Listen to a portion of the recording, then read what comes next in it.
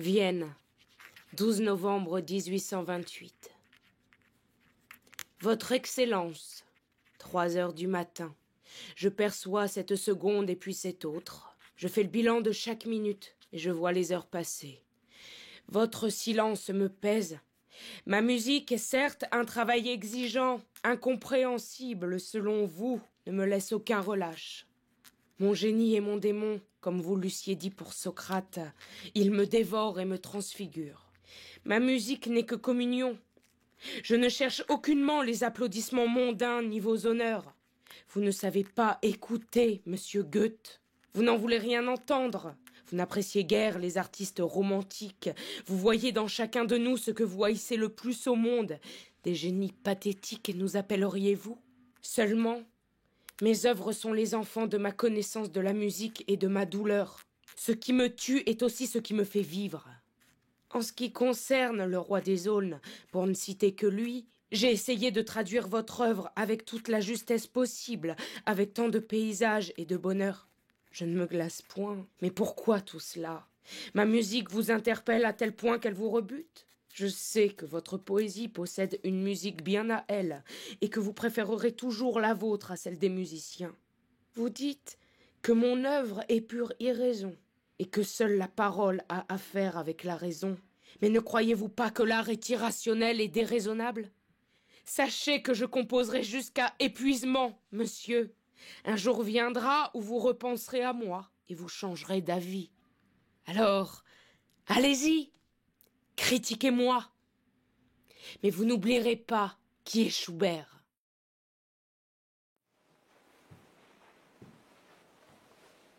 Je n'étais pas encore en 1828 tout à fait intime avec Schubert.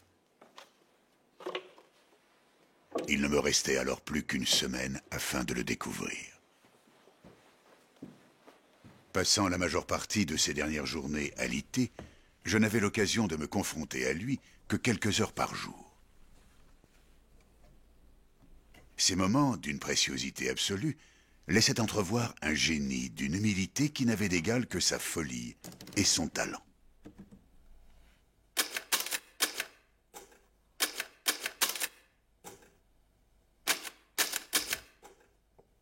La jeune fille et la mort.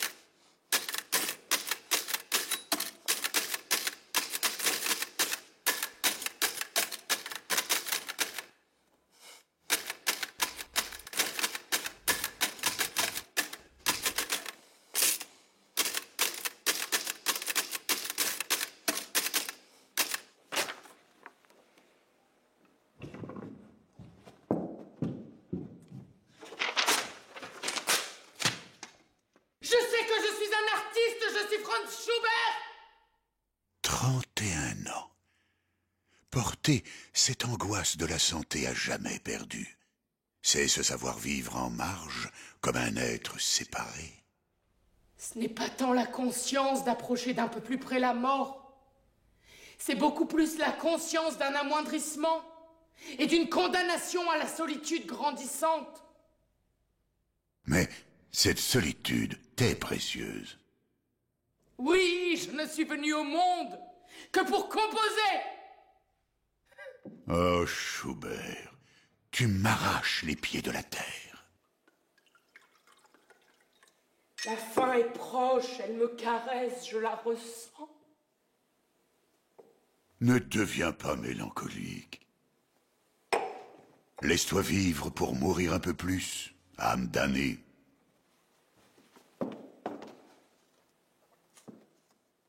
Qu'y a-t-il? Non, rien. Passons.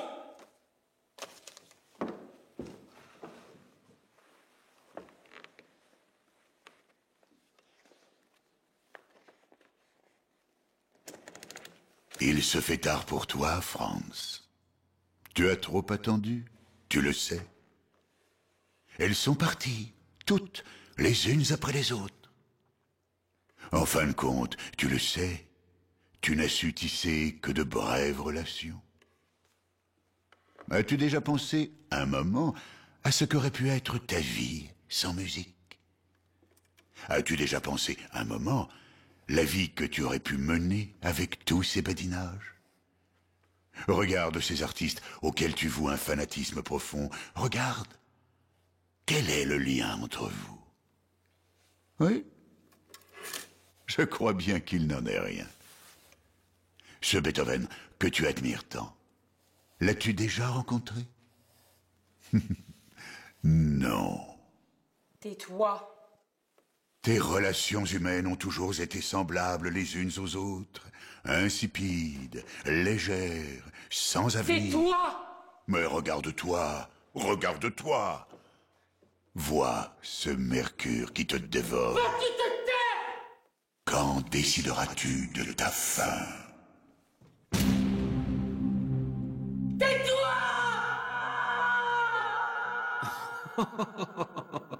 Franz, te voilà. Il t'aura fallu tout ce temps pour te décider à me rejoindre. Dis-toi que seul compte le voyage. Le reste est illusoire. Et une fois là, le voyage est fini. Crois-tu que la vie soit un passage d'une mort à l'autre? Faut-il vraiment passer par tant de morts pour arriver à vivre? Alors, qu'attends-tu pour te rendre? Viens, viens, mets-toi au plus près de moi, au plus près de moi, au plus près de moi, au plus près de moi, au plus près de moi, au plus près de moi. Hier après-midi, ce 19 novembre 1828, Schubert est mort. Lundi, je parlais encore avec lui. Mardi, il délirait. Mercredi, il est mort. J'ai pleuré pour lui comme un frère. Mais maintenant, je suis heureux qu'il soit mort dans sa grandeur et que ses peines aient cessé. Plus je me rends compte désormais comment il était, plus je vois combien il a souffert. Pendant des années, en fait, pendant une vie, n'avoir pensé qu'au dernier moment, pour constater, quand on en approche enfin, que cela aura été inutile, que la pensée de la mort aide à tout, sauf à mourir. Sa mémoire se conservera avec nous, et tous les griefs du monde ne nous empêcheront pas de ressentir, maintenant ou demain, ce qui a disparu.